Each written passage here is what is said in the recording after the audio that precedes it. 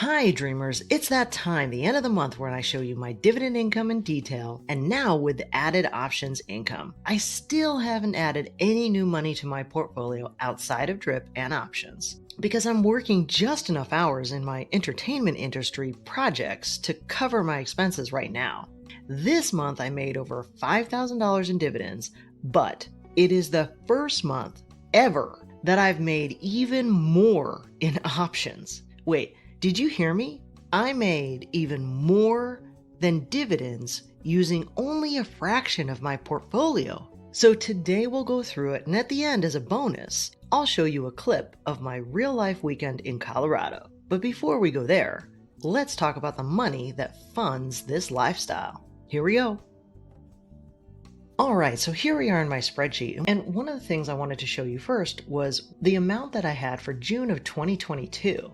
And you can see here it was just over $5,000 at $5,046, and the total for Q2 was $18,196. And so if we fast forward 1 year, we can see now that June of 2023 was $5,629.16, and the total for Q2 was $23,690. And that is almost $5,500 more than 1 year ago, which is pretty incredible. It's amazing what the compound flywheel can do once you get into these bigger numbers. So let's take a look at the detail. And so as you can see in the weeks number 2 and 3 were the biggest weeks, followed by week 5. So jumping in, I got just over $25 from UPS, just over $376 from PTY, and $153 from Fortis. In week 2, I got a Devo payment of just over $21, followed by $147.65 from Janice Henderson. And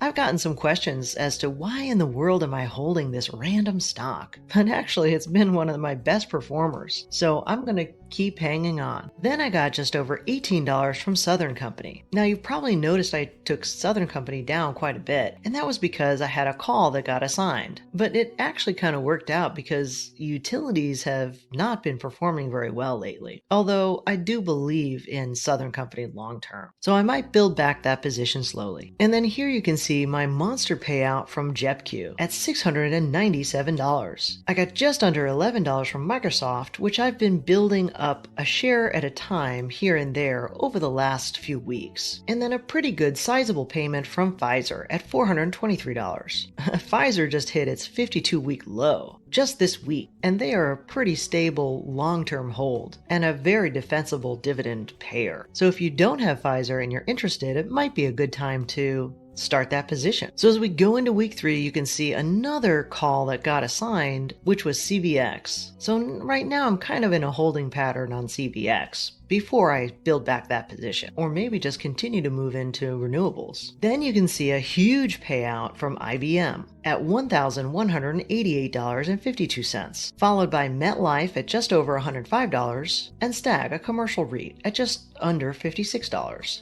But here's my favorite REIT, ticker symbol O, Realty Income, just continuing to go and go at just under $305, and that's a monthly payer. I got just over $150 from Prudential, $17.15 from ORI, just under $9 from NE, and a brand new position that I started in Maine at just over $6, followed by a dividend growth stock, Cintas, at just under $4. I got $8 from APLE, and just over $300 from Duke Energy. Now that was followed by Manulife at just under $430, which has done really well recently. So I'm pretty happy with this one. I got $84.26 from Qualcomm, and just over $150 from SCHD. United Health is another dividend growth stock that I've been starting to build, and so I got about $7 from them. Now TQQQ is a stock that I heavily option, selling puts and calls and wheeling it back and forth. But hey, getting a $63 dividend in the middle of all of it, that's not terrible. And I love getting money every which way. I got $84 from Public Storage and just over $180 from Avgo, which has got to be my absolute favorite dividend growth stock. I mean, this performance is unbelievable. Up over 75% in price appreciation over the last year.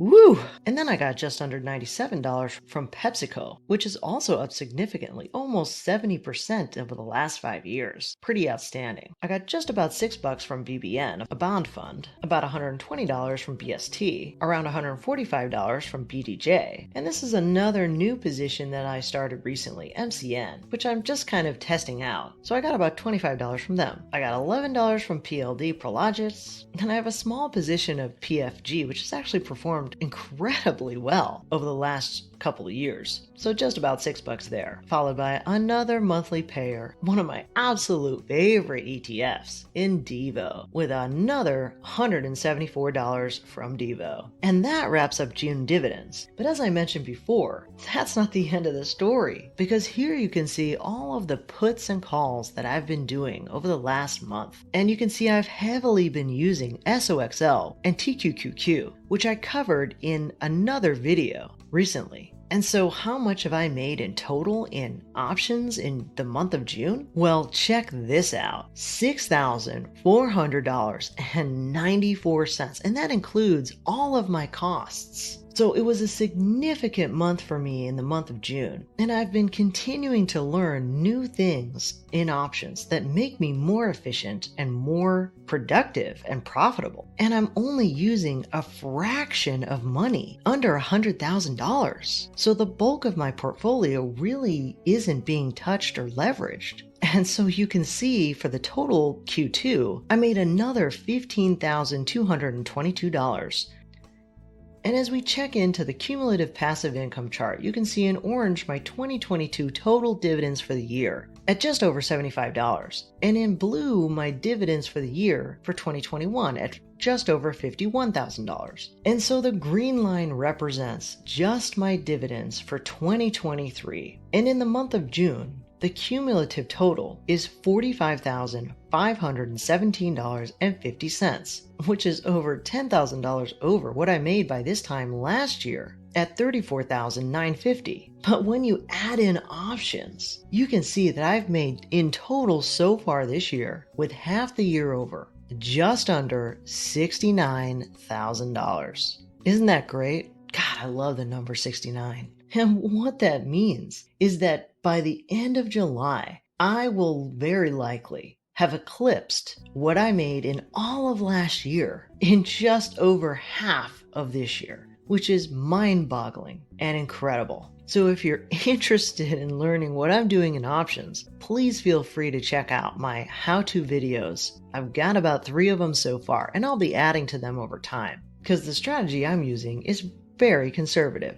I wonder how you guys are doing this year with your dividends and options. Would love to know in the comments. Now, I just want to remind you, I don't do these videos to brag. I do them to show you how money just continues to grow and grow, and how it actually feels to be a dividend investor that simply counts up the cash at the end of the month to spend. Okay, so here's a little snippet of how it looked in the Colorado Rocky Mountains. I met about 20 people up there, some of my closest friends. And as you know, I went to a clothing optional hot springs and got very sunburned, like all over. Yeah. Would I do it again? Heck yeah, it was worth it.